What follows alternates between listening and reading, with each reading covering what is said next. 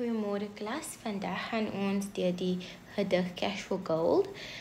Dit is deur Nathan Trantraal.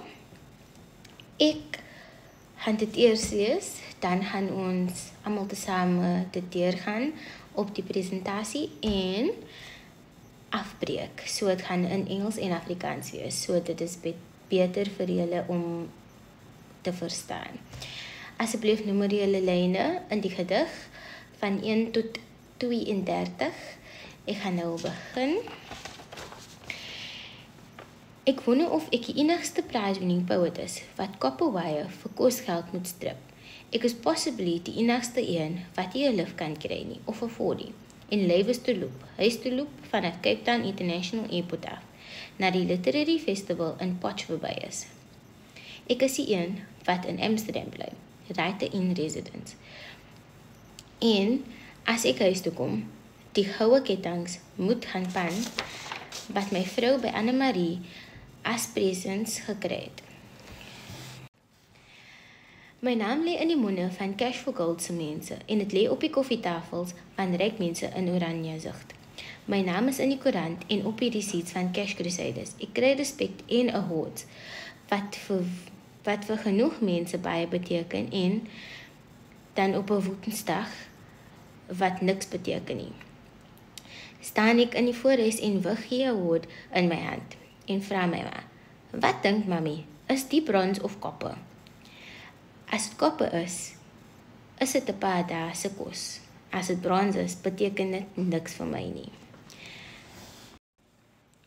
Nou gaan ons deur die presentasie Cash for Gold deur Nathan Trantraal.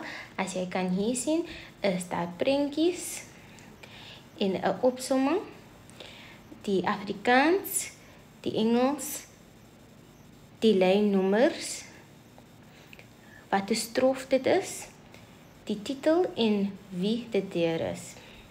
Okay, so die begin van dit is, ek wonder of ek die enigste prize-winning poet is wat Copperwire vir kosgeld moet strip. It says, I wonder if I'm the only prize-winning poet that must take Copperwire to strip it for food money. Die poet in die gedig wonder as hy die enigste een wat koppe moet strip om kos vir die huis te koop. Hy wonder of hy die enigste een is wat moet sukkel om by te kom. Okay, ons is nou by die tweede een. Ek is possibly die enigste een wat nie 'n lift kan kry nie of 'n 40 en lewens te loop, huis te loop vanaf Cape Town International Airport af na die Literary Festival in Potchefstroom is. As jy kan sien, lynnommers, Afrikaans, Engels, strofe, opsomming, prentjies. So he's basically saying in this stanza that he's the only one that never has a lift, can't afford a lift, and he has to walk to wherever he needs to be. Okay? Then the third one, ek is die een wat in Amsterdam bly, writer in residence. En as ek huis toe kom, die goue kettinge moet gaan pan, wat my vrou by Anne-Marie as presents gekry het. Again, nommers, lyne, Afrikaans, Engels, strofe, opsomming, prentjies. In die een sê hy dat hy in Amsterdam gebly het en nou as hy terug huis toe gaan, dan moet hy homself kort maak om by te kom. My naam lê in die monde van Cash for Gold se mense en dit lê op die koffietafels van ryk mense in Oranje Zicht. My naam is in die koerant en op die receipts van Cash Crusaders. Hy praat nou van almal die mense wat oor hom praat, soos die Cash for Gold mense, die ryk mense en die mense van Cash Crusaders. Okay, dit beteken baie en as jy kan sien, nommers, Afrikaans, Engels, opsomming, prentjies. Ek gaan nou na die laaste een gaan, sodat julle kan die vraag sien. So, daar is 10 vrae. Die vraag beteken, ek gaan dit gou lees. Wat bedoel die titel van die gedig? Deur wie is die gedig geskryf? In strofe 1, wat wonder die poet?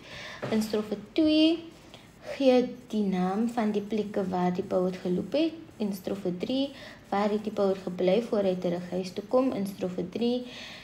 Van wie het sy vrou die goue kettinge gekry en wat moes hy doen met die goue kettinge toe hy terug huis toe kom. In strofe 4 gee die naam van die 2 werksplekke wat die poet oor praat in strofe 5. Op watter dag beteken dit niks nie in strofe 5, ook in strofe 5. Wat vra die poet vir sy ma in strofe 6? Wat sê hy kan hy doen as die woordkoppe is? Asseblief antwoord die volgende vraag in jou Afrikaans boeke. Maak seker dat jy dit antwoord in volle sinne.